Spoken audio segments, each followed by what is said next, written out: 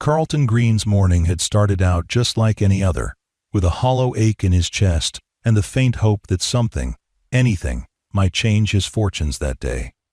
He was trudging through his fields of drought-ravaged corn when something extraordinary happened, something that would later reshape everything he believed about generosity, hard work, and the quiet power of a simple act of deacon: kindness.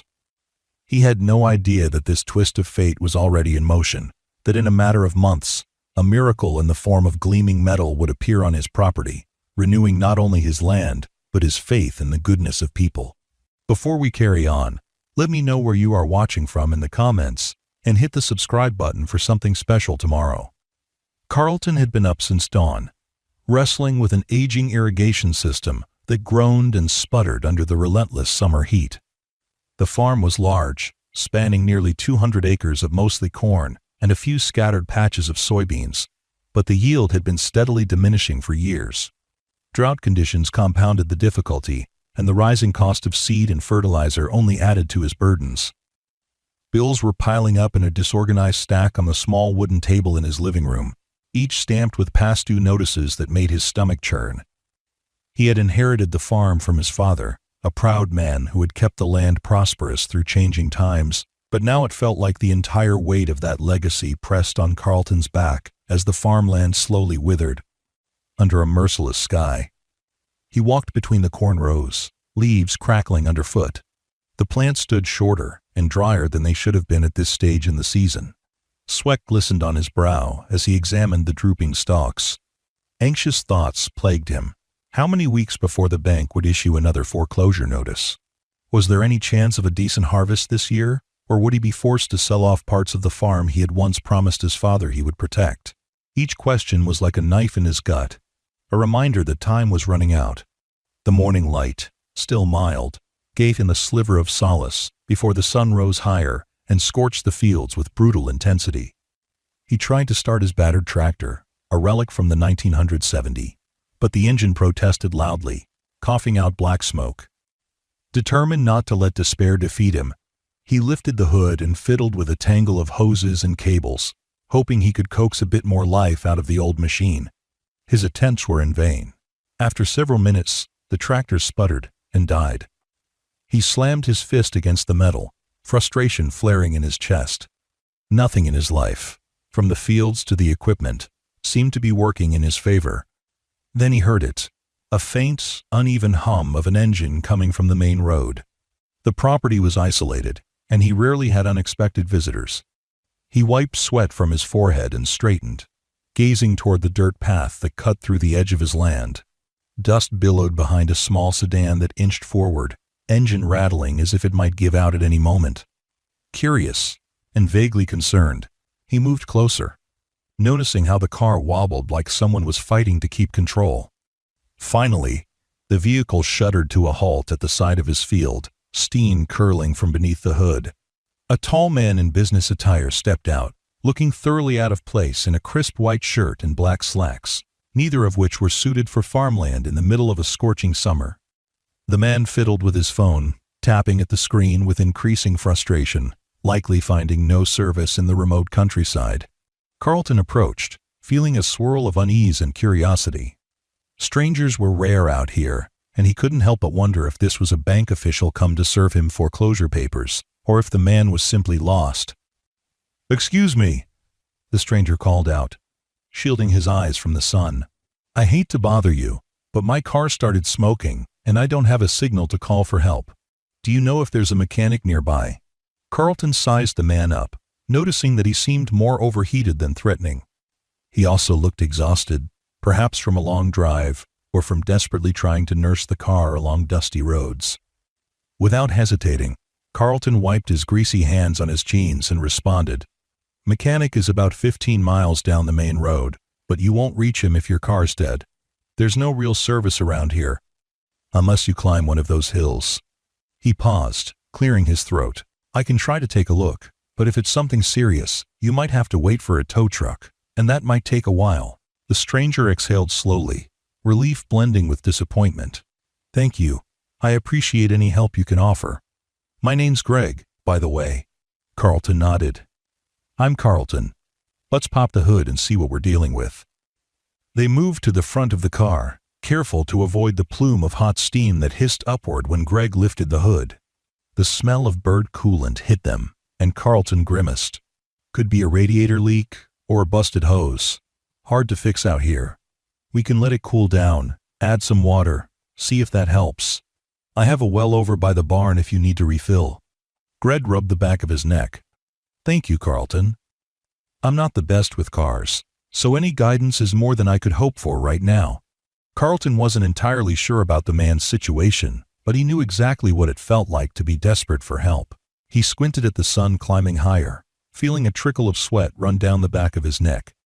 After a moment's hesitation, he said, "If it won't start, you might need to wait till evening to call a tow truck. No sense standing out here in the heat. Why don't you come back to the farm? I can offer you some shade, water, maybe a bite to eat. Staying in this sun can't be good for you."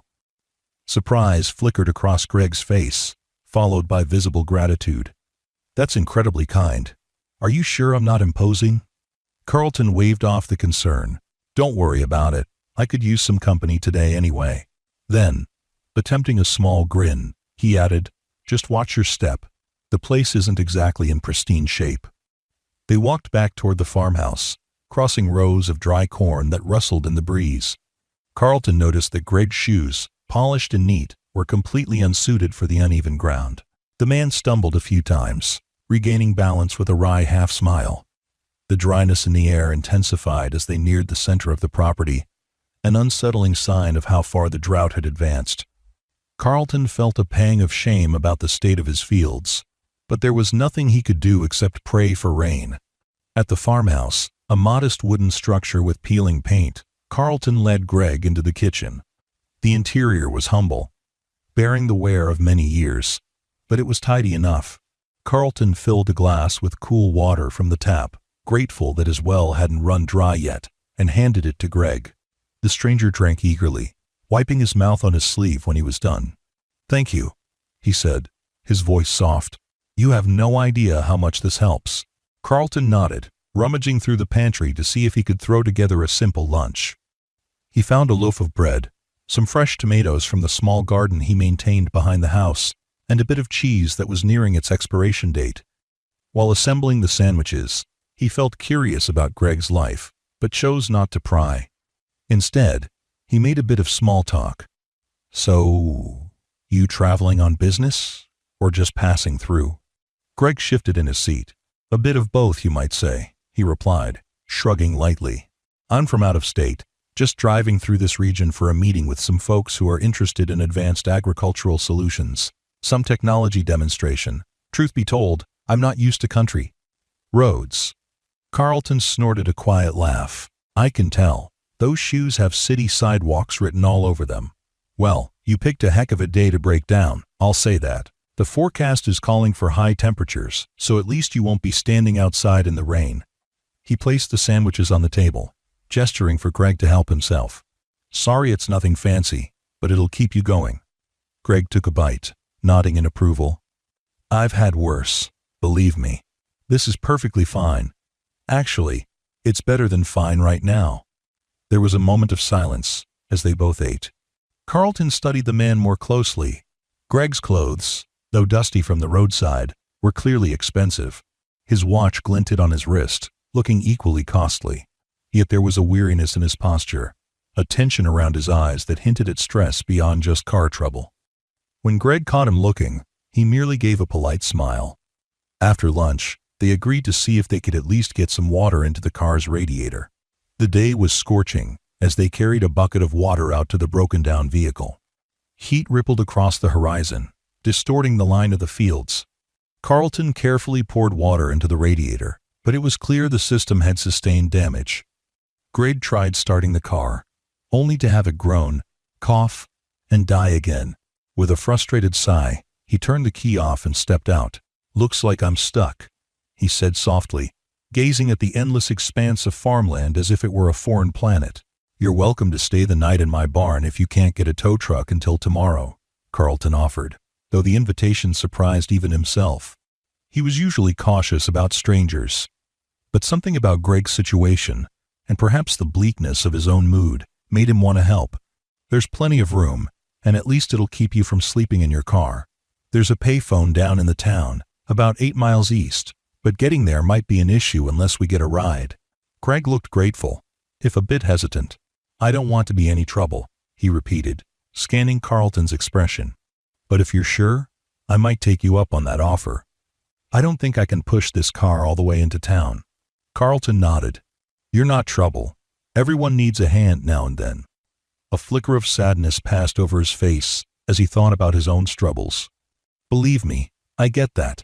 Let's get you set up in the barn. Make sure you have blankets and such. Then we'll try the phone tomorrow. Maybe I can ask my neighbor for a lift."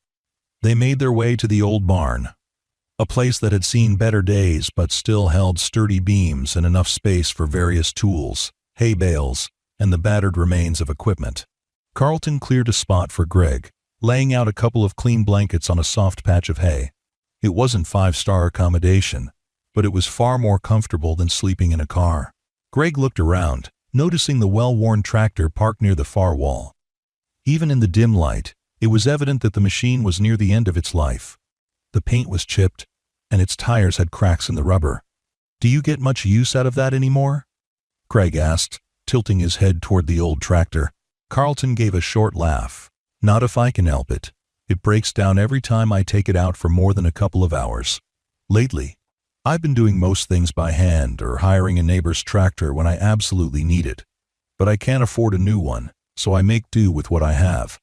He shrugged, trying not to dwell on the frustration that roiled in his gut every time he thought about that piece of junk. Greg ran his hand along one of the barn's dusty beams. "Still, there's something about a place like this. It might be old, but it has a story, right?" Carlton looked around, remembering how his father had once used the barn as the lifeblood of the farm, storing hay and tools, even raising a few animals in pens that now lay empty. "Yeah, there's a story here," he murmured, just not sure how it ends. They talked a bit more as the day wore on, mostly idle conversation about where Greg had grown up. He mentioned a city several states away and how Carlton came into possession of the farm. He explained it was a family inheritance. Neither man pried too deeply into the other's hardships, but a quiet understanding began to form. Sometimes you see another person who's struggling, and, without words, you recognize a kindred spirit. By nightfall, the temperature finally relented, allowing a cooler breeze to slip through the barn's cracks. Carlton brought Greg a lantern, a flask of water, and some leftover sandwiches to tide him over until morning. Greg thanked him more times than seemed necessary, but Carlton just nodded. "Get some rest," he said simply. "We'll figure out the rest tomorrow." Carlton then returned to the farmhouse, flicking on a single lamp in the living room.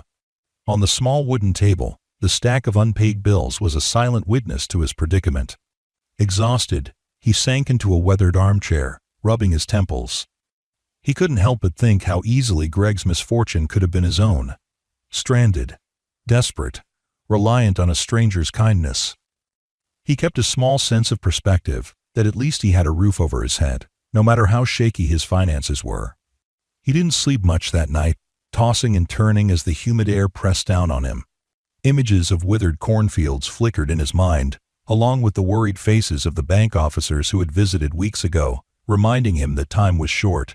He wondered if it was foolish to help someone else, when he could barely help himself. But the more he thought about it, the more he recognized that offering shelter had cost him almost nothing. And in a harsh world, small acts of compassion could be the only currency that really mattered. When dawn arrived, he trudged out to the barn, half expecting to find Greg gone. To his surprise, Greg was awake, carefully folding the blankets. "Morning," he said, stretching his arms. "Hope you got some sleep. I kept hearing odd creaks all night, but I guess that's part of the charm." Carlton chuckled. "That's the barn for you. Let's see if we can call for a tow truck today. My neighbor, Ms. Wilcox, might be able to give you a ride into town so you can figure out the details." They had a quick breakfast of scrambled eggs and whatever bread was left. Then they walked to Ms. Wilcox's property, a modest homestead about a mile down a connecting dirt road. The older woman, known for her blunt manner and generous spirit, gave Carlton a skeptical look when he introduced Greg, but eventually warmed to the idea of helping. "Sure," she said, smoothing her apron. "I was heading to the feed store anyway. If your friend here wants to hop in the truck, I can drop him by the payphone in town, or maybe even the mechanic's place." Greg seemed relieved. "That would be fantastic. Thank you so much." He turned to Carlton, offering a handshake. "I can't repay your kindness right now, but I hope you know how grateful I am. Once I sort this out, I'll see if I can swing back and cover whatever I owe you for meals and a place to stay." Carlton waved it off. "Don't worry about it. Safe travels, Greg." Ms. Wilcox hoisted herself into her old pickup. Greg climbed in beside her, and they rolled away in a cloud of dust. Carlton stood there watching, a strange sense of emptiness blossoming in his chest, as though he'd just said goodbye to a distant relative he might never see again. He walked back to his own property, returning to the unending list of chores. The memory of Greg's dusty shoes and thankful smile stuck with him throughout the day, weaving itself into his thoughts as he battled with the irrigation pump, fed the chickens, and wrestled with the battered tractor's engine in the feeble hope of coaxing it back to life. Over the next few weeks, life carried on with its grinding routine. The drought worsened, leaving the fields in an even sorrier state. Carlton's concerns grew heavier as he struggled to keep the bank's demands at bay, often ignoring calls he knew would lead to confrontations about overdue payments. He tried to remind himself that he was doing everything within his power, but each day felt like another step toward an inevitable downfall. He barely had time to think about Greg, although sometimes he found himself wondering if the man had managed to fix the car, or if he had made it to his business meeting.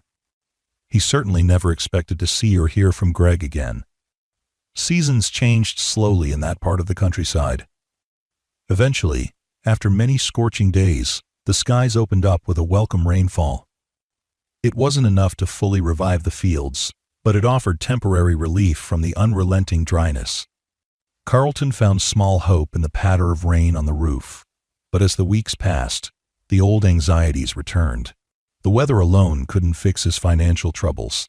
The harvest was stunted, yields were low, and the amount he made at market barely covered his basic costs. The battered tractor broke down again, forcing him to rent Ms. Wilcox's machinery a few times, incurring extra expenses that gnawed away at his savings. One cold morning, just as the early frost was starting to creep across the fields, a notice arrived, pinned to his mailbox by the bank representative. Carlton felt a hollow dread when he read it, realizing that he was dangerously close to losing the entire farm if he didn't manage to pay a significant portion of his debt soon. Panicked, he spent days calling around, hoping for a loan or some form of leniency. Nothing materialized. The best he could manage was a small extension from one of the bank's clerks, but even that was only a temporary reprieve. Disheartened, he took to wandering the fields aimlessly, watching the sky for signs of a miracle that never seemed to come. Nights were worse, filled with anxious tossing and turning, as the fear of foreclosure loomed like a specter over his bed. More than once, he awoke in a cold sweat, the taste of despair on his tongue. Yet each morning, he forced himself to keep going, to feed the animals, to check the meager crops, to pretend there was still a chance to turn things around. Months slipped by, and the memory of Greg faded into the background, a small footnote in the chronicle of near-constant worry that consumed Carlton's life. Though he often prided himself on being resilient, he couldn't deny that the weight was crushing him. He was behind on bills, behind on equipment maintenance, behind on mortgage payments. He caught himself staring at the barn sometimes, thinking about simpler times when the building was bustling with activity, remembering how Greg had slept there for a single night and left with gratitude shining in his eyes. The barn now stood as a silent witness to a decline that seemed almost inevitable. Then, in the early days of winter, something happened that stunned Carlton so completely, he wondered if he was in the midst of a dream. He woke up before dawn, as he always did, pulled on a heavy coat, and stepped out onto the front porch. The cold air bit into his cheeks. He took a moment to peer across the dimly lit farmyard, where the horizon still had only a faint glow hinting at daybreak. Usually he would turn toward the barn, or head to the chicken coop first, but a gleam in the middle of his field caught his eye. Confused, he squinted, trying to identify the shape. Parked near the very spot where his old tractor would sometimes sit, something large and shiny reflected the weak dawn light. He blinked, rubbed his eyes, and started walking toward it, the crunch of frost under his boots sounding impossibly loud. As he approached, his breath caught in his throat. It was a tractor, but not just any tractor. It was brand new, sleek, painted a vivid green with the sort of polished sheen that promised state-of-the-art engineering. The tires looked enormous, sturdy enough to tackle any terrain. There were no plates or stickers indicating ownership, but it stood there silently, as though it had grown overnight from the soil itself. His mind reeled. He couldn't fathom who might have driven it there, or why. He walked around it slowly, heart hammering, gaze sweeping over the modern design, the advanced controls visible through the glass cabin. On the seat lay a small envelope, pinned down by the tractor's ignition key. With trembling fingers, Carlton picked up the note and read, "For the man who helped me when he had nothing to spare. Thank you. May this keep your farm alive, Greg." Carlton felt a rush of memory, recalling that scorching day months ago. The broken-down sedan, the man who wore polished shoes in the dust. Greg, the stranger who had seemed so out of place in the country, who had stayed one night in the barn, who had politely disappeared with Ms. Wilcox. Shock mingled with an overwhelming tide of gratitude.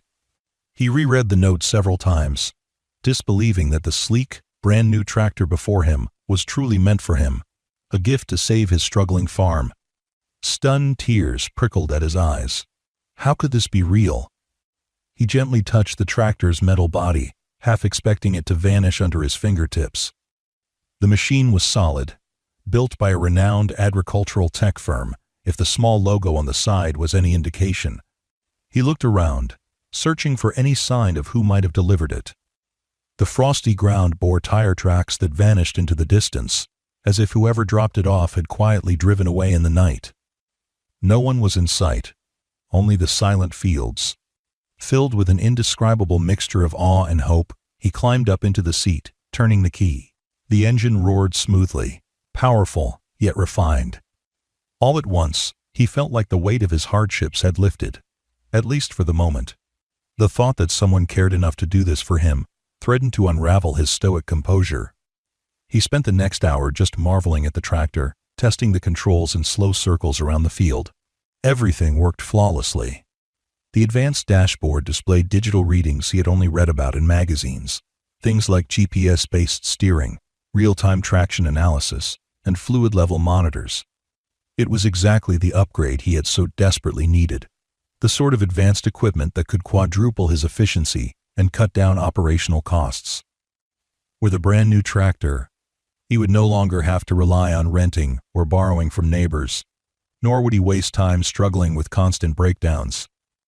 This might be the lifeline that turned everything around.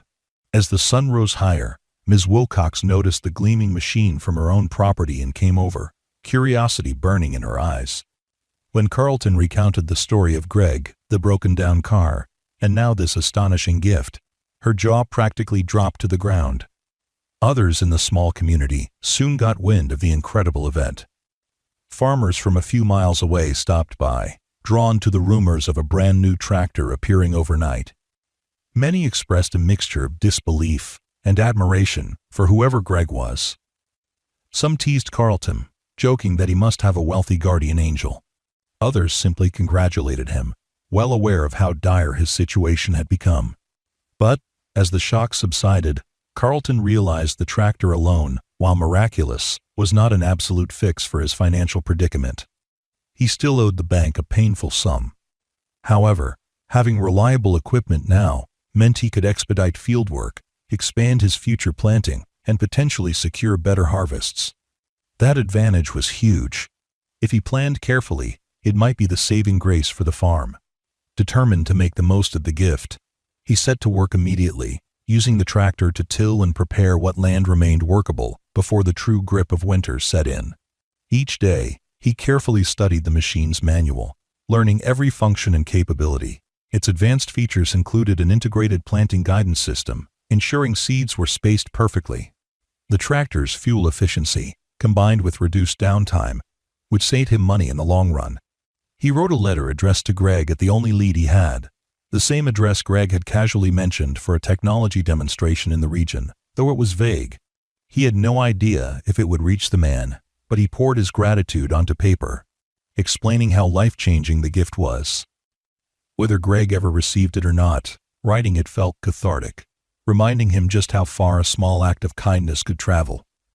Winter fully arrived, bringing biting winds and a scattering of snow. Under normal circumstances, this season was a difficult period for the farm, a time when meager funds often shrank even further and anxieties about the coming planting season loomed. But now, he had reason to plan, to strategize. He spent long evenings at the kitchen table, going over budgets, potential yield estimates, and the advanced methods he could implement with the new tractor.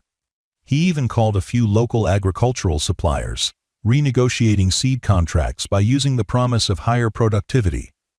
Some, intrigued by his new equipment, offered him better terms, hoping to secure a piece of the success story that might be on the horizon. As the cold months inched by, word spread further about the mysterious gift. A local reporter came by to interview Carlton after hearing rumors of a miracle tractor left anonymously in the night. He was hesitant to attract too much attention, but saw some potential benefit in publicity if it could help him secure business or partnerships. The story ran in a small-town paper, mentioning that a random act of generosity had revived one farmer's hopes. Neighbors read it and shook their heads in astonishment. Yet no one seemed to know who Greg was or how to contact him directly. When the snow finally melted and the early hints of spring arrived, Carlton was ready. He used the tractor's advanced guidance system to plant corn more efficiently than ever before, carefully spacing seeds and ensuring fertilizer was applied at optimal intervals. The sense of excitement he felt was like a dormant seed inside him that had finally sprouted. Every morning, he woke up energized, eager to see how the newly planted rows were doing. He even found the confidence to negotiate with the bank again, presenting them with projections that showed, if the harvest went well, he could catch up on overdue payments. Although the bank representatives were cautious, they gave him a slightly extended timeline, seeing that he had taken a significant step toward modernizing his farm. It was during this time that he finally received a letter. The envelope was neatly addressed to him, no return address except a corporate name he recognized from an article about agricultural technology. Inside was a short note, penned in a neat hand. "Carlton, I received your letter. It's wonderful to hear that the tractor is already helping you. Sorry I dropped it off and vanished, but I had to catch a flight overseas. I'm proud of you for persevering, and I hope this equipment is the key to a better tomorrow. Keep up the good work, Greg." Carlton's eyes misted over as he reread Greg's words. So Greg had received his letter after all. The note was short but sincere, and it only deepened the sense of awe swirling inside Carlton. In the same envelope was a business card with Greg's name printed on it. Below his name was a title, Chief Executive Officer of an agricultural tech firm, one that specialized in advanced machinery and software for farming efficiency. Carlton's eyebrows shot up as he realized that the man he had once helped in his dusty barn was not just well off, but possibly quite influential in the global agricultural market. Shaking his head, Carlton marveled at the fact that Greg had said little about his background that fateful day, never revealing the scope of his resources or status. Buoyed by a renewed sense of possibility, Carlton approached the upcoming planting season with more optimism than he had felt in years. The fields responded well to the improved methods. Emerging seedlings stood straighter, greener, and more uniform than any he had seen in a long time. He carefully monitored their progress, sometimes climbing up into the tractor's cab just to check the digital readouts. Whenever he felt overwhelmed, he remembered that gratitude was the bedrock of his new life. After all, Greg had trusted him with this machinery, giving him a fighting chance to save the farm. It was an act of faith in his character. One day, as he was out inspecting rows of tender young corn, a black SUV pulled up to the farmhouse. Carlton noticed it from a distance its sleek frame contrasting sharply with the rustic backdrop. A well-dressed woman stepped out, scanning the property as if comparing it to some reference in her mind. Curious, he walked toward her, hands slightly dirty from the soil. "Hello there," he greeted. "Can I help you?" The woman smiled warmly. "You must be Carlton. My name is Jody. I work for Greg, assisting with various outreach programs and client partnerships. He sent me here to see how you're doing, to check on the tractor's performance, and discuss a few opportunities if you're open to them." Carlton blinked, adjusting to the idea that Greg had an entire team that might show interest in his modest operation. He wiped his hands on his jeans, feeling a flicker of nerves. "That's kind of you. Sure, I'm open to talking. Would you like to step inside, or take a look around?" Jody nodded. "Let's start with a quick walk, if that's okay. I'd love to see the crops, especially how you're implementing the tractor's advanced features." They strolled among the emerging plants, discussing seed varieties, fertilizer schedules, and the intricacies of controlling pests and weeds. Carlton explained how the tractor's sensors and GPS guidance had elevated his efficiency, drastically reducing wasted seed.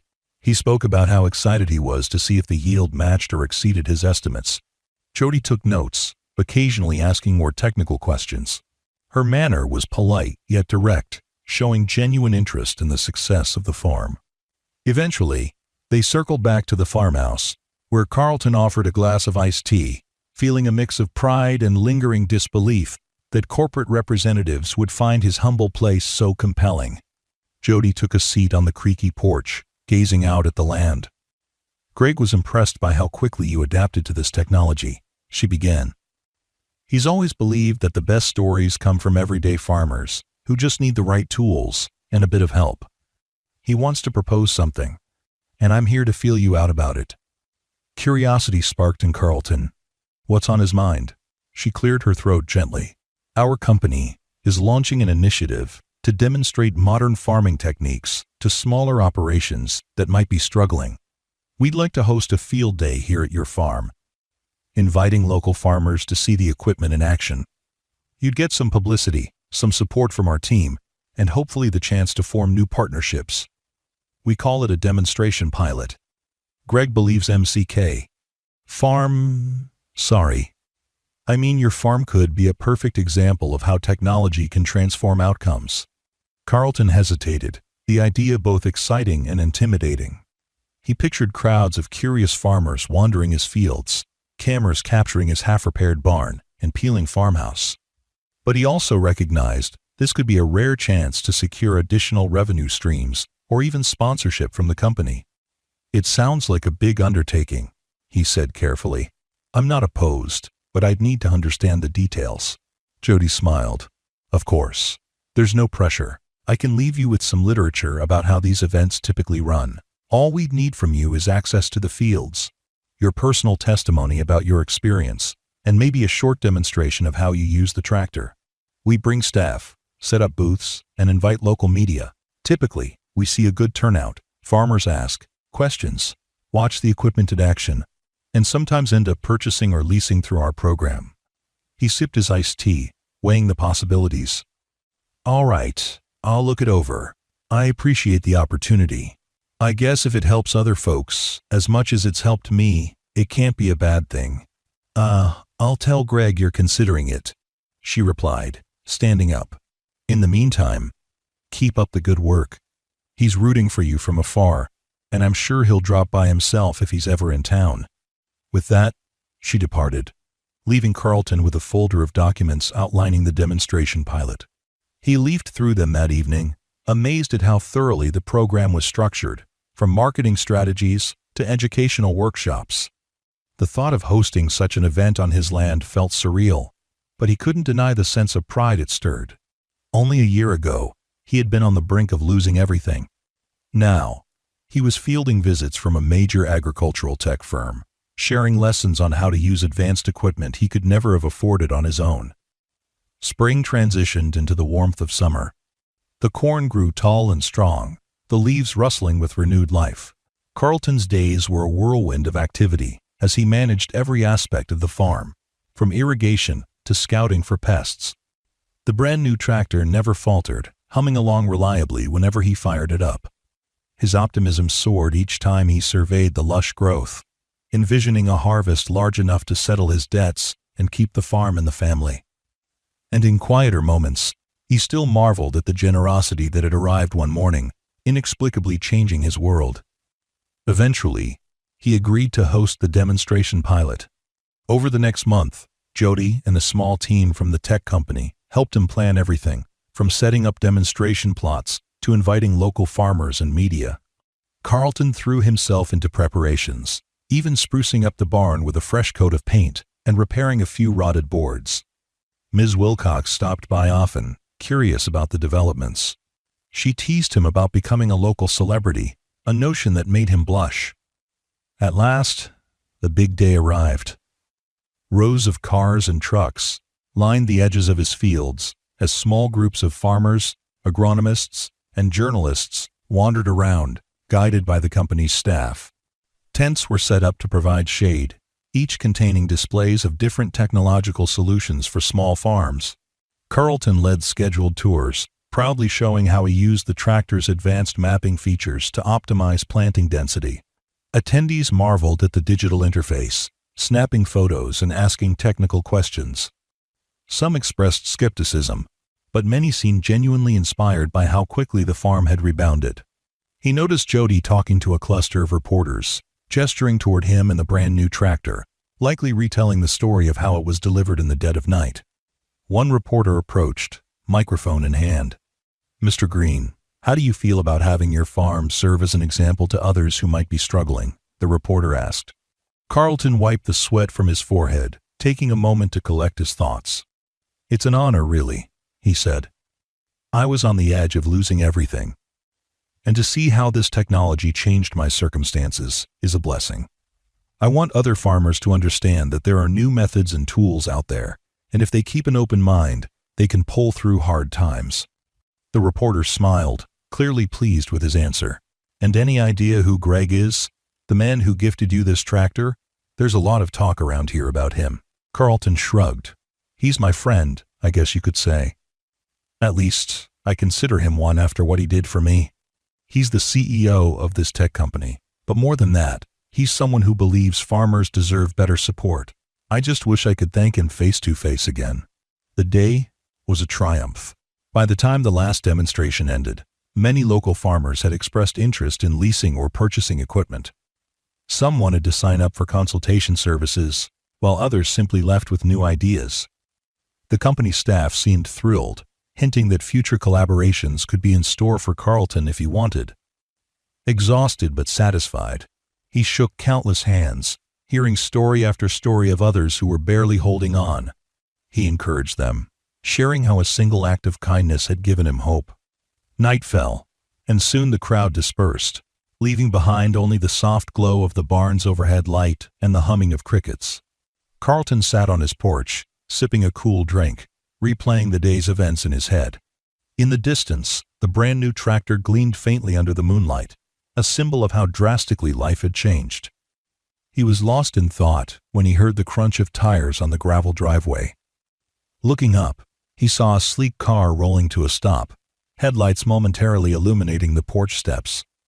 The engine turned off, and a figure stepped out. With the dim light from the porch, Carlton recognized the silhouette. Greg. Heart leaping, Carlton stood, almost knocking over his glass in his haste. Greg walked closer, wearing a slightly sheepish smile. "Carlton," he greeted, voice low and warm. "Looks like I arrived a bit late for the big show." Speechless, Carlton took a moment to regain composure. "Greg, wow. Thank you for coming. I didn't actually know if I'd ever see you again." Greg nodded, taking in the scene. "I got tied up in meetings, but I flew in this afternoon and drove straight here once I could. I wanted to see for myself what you've accomplished." He gestured at the farm, the tidy rows of corn, the newly painted barn. "It's incredible, Carlton. It's exactly what I hoped would happen when I dropped off that tractor." Emotion welled up in Carlton's chest. "You saved this farm, Greg. I can't begin to thank you enough. If I have to spend the rest of my life trying, I will." A hint of discomfort showed in Greg's expression, as though praise made him uneasy. "Believe it or not, You did most of the work. I just gave you the tool. And I did it because you were there for me when my car broke down. You showed me kindness when you had every reason to focus on your own troubles. That's not something I come across every day. Carlton remembered the sweaty, desperate day Greg had appeared. He recalled offering water, a meal, a place to rest in the barn. It had felt so natural, even amid his own crisis. He exhaled a shaky breath. Well, you turned that small act into a massive opportunity for me. You have no idea how grateful I am. Greg looked around, noting the scattered footprints where demonstration attendees had walked. I see you hosted the pilot. Jody told me it was a success. That means more farmers might get the help they need. That's our mission. But we can't do it without guys like you who've lived the struggle. They moved onto the porch. Carlton offered Greg the chair beside him, and for a moment, the two men sat in companionable silence, listening to the crickets and feeling the night air's coolness. Eventually, Greg cleared his throat. So, where do you go from here? You had a good planting season, from the looks of it. Carlton nodded. If the harvest meets expectations, I can clear a huge chunk of my debt. Might even be able to invest in additional improvements, maybe upgrade the irrigation system. After that, who knows? Maybe expand the orchard. Hire 1 or 2 more people, so I'm not working around the clock. Greg smiled softly. It's good to hear, and if you want to continue working with us, we're open to exploring more advanced solutions. You've shown an aptitude for the technology that many farmers struggle with. We could incorporate your feedback into our designs. Maybe do more demonstrations next season. It's entirely up to you. Carlton leaned back, letting the possibilities swirl in his mind. Only months ago, he would have scoffed at the idea of collaborating with a major corporation.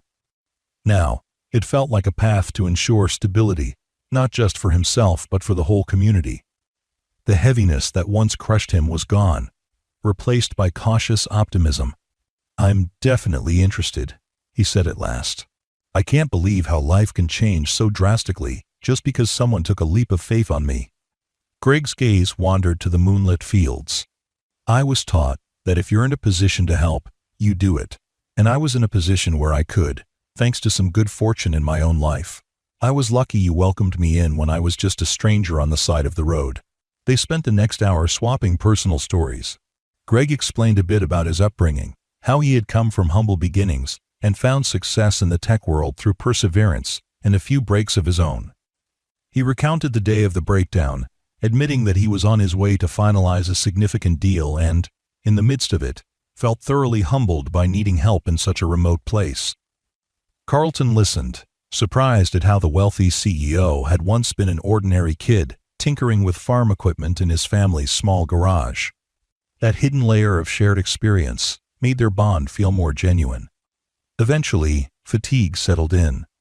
Greg stood, smoothing the wrinkles from his suit. I better head to the nearest motel and get some rest. I'm flying out again tomorrow. Meetings never stop. He extended his hand to Carlton. Thank you for the warm welcome. And thank you for letting my team host today's event. Carlton gripped Greg's hand tightly, gratitude radiating from his expression. No thank you. This farm has a future because of you. Don't be a stranger, all right? Greg nodded. I'll try not to be. With that, he walked off into the darkness, the headlights of his car illuminating the gravel as he drove away. Carlton remained on the porch, heart full, mind brimming with possibilities. The next morning, he woke to a renewed sense of determination. He was no longer just trying to keep his head above water. He wanted to thrive and help others do the same. The day's chores felt lighter. Checking on the corn, calibrating the tractor, and going over finances now carried a sense of purpose he had rarely felt before. He began drafting a plan to improve the farm's irrigation, gathering quotes and designs for a more efficient system. He also set aside time to mentor a younger neighbor who was starting his own small plot. Demonstrations from the previous day had sparked a wave of interest in the region, and farmers kept calling, eager to learn how to implement the technology. Throughout the summer, the fields thrived. Occasional rainstorms provided enough moisture, and the tractor's precise planting had maximized every acre's yield potential. When harvest time arrived, Carlton got to work using the tractor's specialized attachments. He found himself moving through rows at a brisk, steady pace, collecting an astonishing volume of corn. His hands shook at times, from sheer excitement, from the possibility that all these bushels would translate into the income he needed to finally wipe the slate clean with the bank. When the final numbers came in, he was elated. The yield had shattered his previous records, thanks in no small part to Greg's gift. He sold most of the harvest at a favorable market price, then watched with relief as the funds in his account rose enough to not only pay the critical debts, but also set some aside for improvements. On a sunny afternoon, he walked into the local branch of the bank with a check that covered a large chunk of what he owed. The banker's eyes widened in surprise, and as they processed the payment, Carlton felt an immense weight lift from his shoulders. He wasn't entirely debt-free, but for the first time in years, he was on stable ground with a clear path forward. That autumn, he began the installation of a modern irrigation network, partial drip lines that conserved water while delivering it directly to the plant roots. He also tested new seed varieties that Greg's company recommended, picking those best suited for the region's climate. Ms. Wilcox regularly dropped by, beaming at how the once struggling farm had transformed into a hub of innovation. Even the battered old barn, once a symbol of decline, now housed a refurbished workshop where Carlton tinkered with new farming devices. As word of his success spread, more people reached out, hoping to replicate his results. Carlton found himself hosting smaller, informal events. Groups of neighboring farmers would gather in the barn to discuss strategies, share experiences, and watch demonstrations of the advanced tractor. Each meeting reminded Carlton of how far he had come. No longer was he the isolated farmer drowning in despair. He was a leader, an example of what perseverance, bolstered by timely aid, could achieve. When winter arrived again, snow blanketed the fields, but Carlton's heart was far from cold. He arranged for a holiday gathering, inviting Ms. Wilcox, a few of his employees, and some neighbors who had become like family during his hardships. They feasted on roasted vegetables from the garden, swapped stories around a cozy fire, and marveled at the sense of community that had formed. There was laughter, there was hope, and above all, there was gratitude. Carlton ended the evening by lifting a glass and proposing a toast, remembering the days when such a celebration felt impossible. Months rolled by, each bringing new developments. The farm continued to prosper, and Carlton further reduced his debt. He forged partnerships with local businesses that benefited from his robust supply of corn and other produce. Jody visited periodically with updates on Greg's company, inviting him to speak at regional conferences. He accepted one invitation, traveling out of state for the first time in years to share his experiences.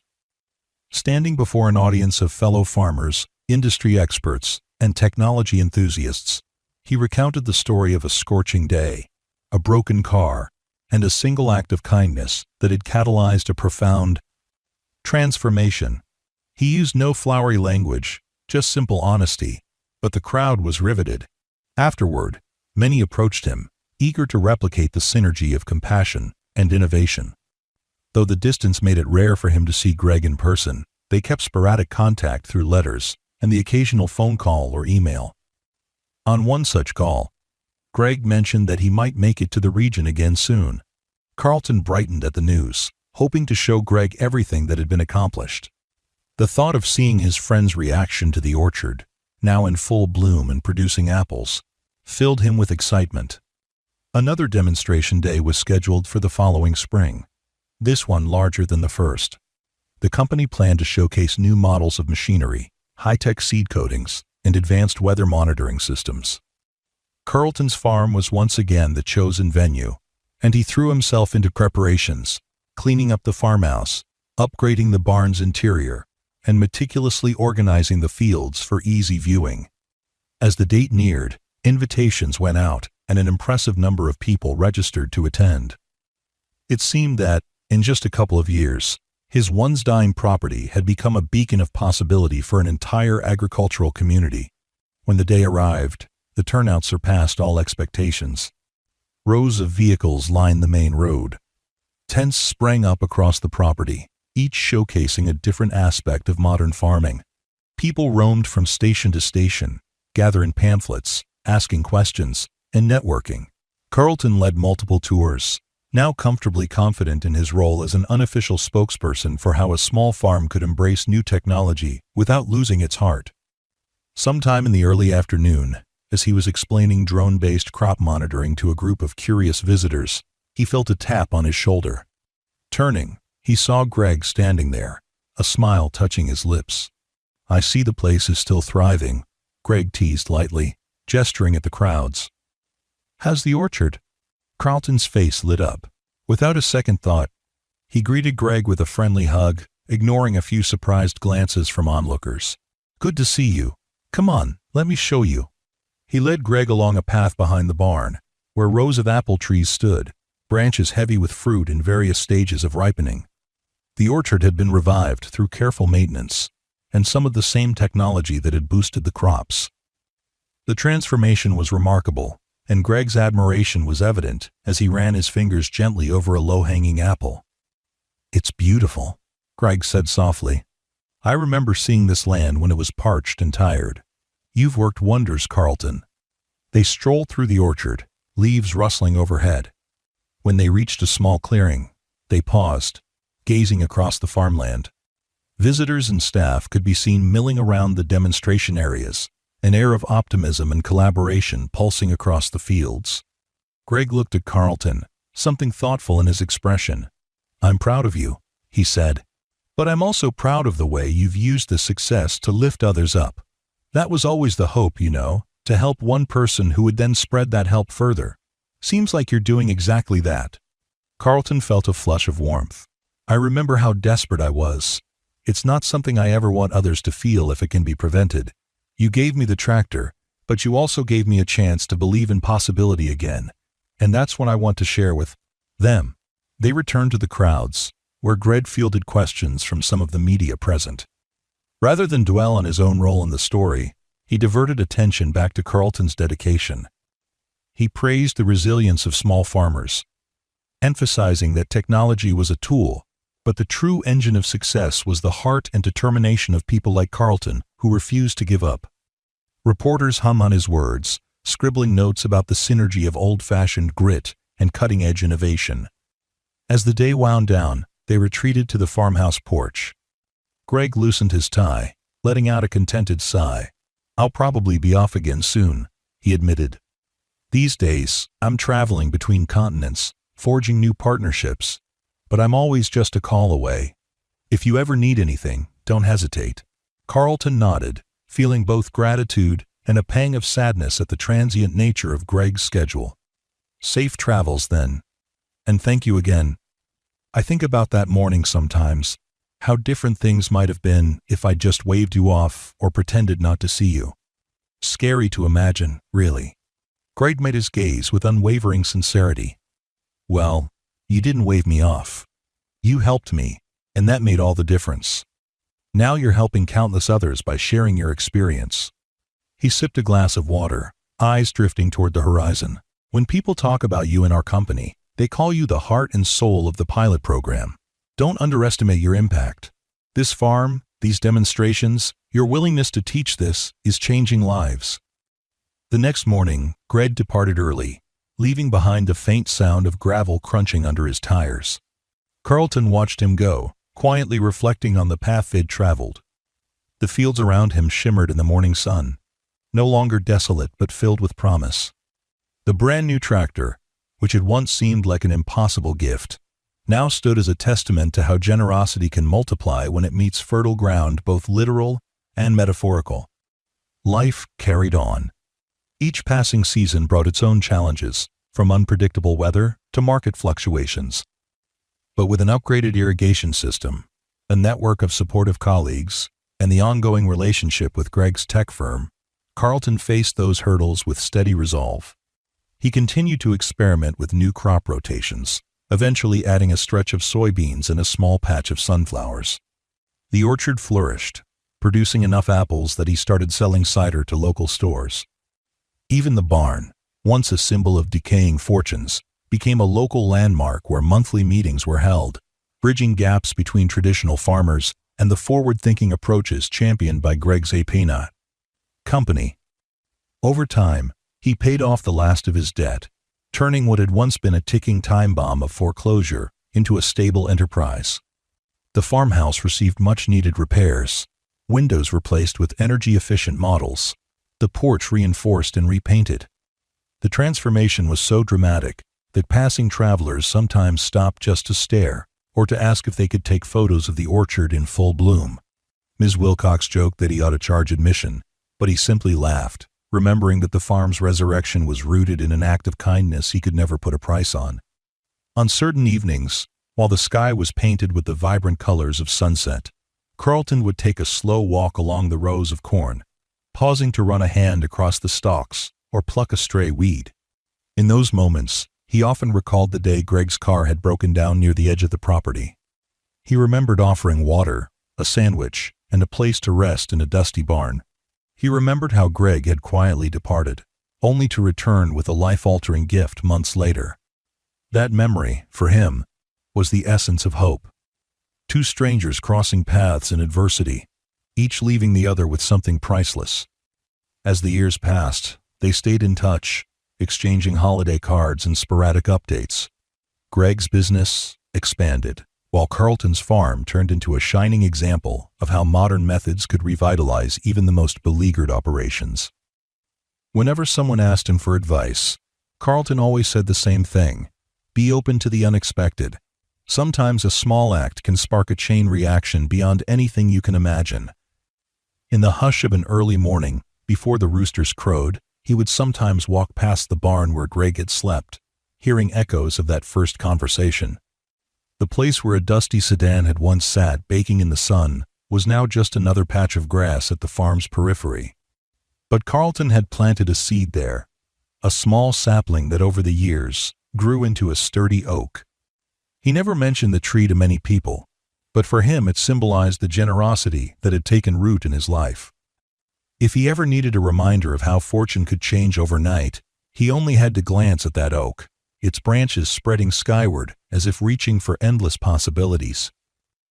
In time, the story of Carlton and Greg became something of a local legend, told at dinner tables and community gatherings.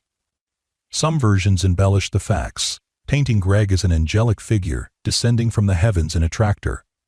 Others focused on how dire Carlton's circumstances had been, depicting him as a farmer on the brink of utter collapse. The truth was simpler. Two people had met under harsh conditions, each one giving what he could. One gave a helping hand and a place to sleep, the other returned with a gift that changed a life. For Carlton, that simplicity was the greatest lesson of all. You never know what shape gratitude and kindness might take when it's passed from one hand to another, multiplied by compassion, and circled back again. A few lines from the note Greg had left with the tractor still echoed in Carlton's thoughts whenever he fired up the engine. For the man who helped me when he had nothing to spare. Thank you. May this keep your farm alive. Those words encapsulated everything that had unfolded since, from the first time he heard the tractor roar to life, to the day he saw the orchard bursting with ripe fruit, to the crisp mornings when he prepared for Baxen. Community workshops. They were more than a message. They were a mission statement that guided him toward being a steward of generosity himself. And so the land, which once threatened to slip away into the hands of banks and creditors, remained in Carlton's care. Each season, he nurtured it with renewed vigor, investing in better seeds, forging partnerships, and embracing progress without abandoning tradition. He shared his knowledge openly, refusing to hoard the techniques that brought him back from the brink. As his orchard grew, he invited local children to pick apples and learn about sustainable farming. During the fall, he set up a small festival on his property, complete with hay rides and fresh cider, celebrating the bounty that was once a distant dream. In every corner of the farm, from the old chicken coop to the newly renovated barn, one could sense the influence of that single moment of hospitality when he had offered Greg a glass of water and a meal. Time has a way of smoothing over the rough edges of hardship. People in town began to forget how close Carlton came to losing it all, taking for granted that his farm was a success story. But Carlton never forgot. Every day he rose before sunrise, stepping out onto the porch to watch the sky lighten over the fields. He kept Greg's note pinned to a bulletin board in his kitchen, next to photos of the orchard in full bloom and a snapshot from the day they unveiled the new tractor. He lived in constant awareness that life's greatest blessings often arrive without fanfare, sometimes even hidden in trials. The memory of that battered sedan breaking down and the dust swirling around Greg's polished shoes remained etched in his mind. If you were to visit Carlton's farm years after the events began, you would find a thriving operation that marries cutting-edge technology with the healed wisdom of the land.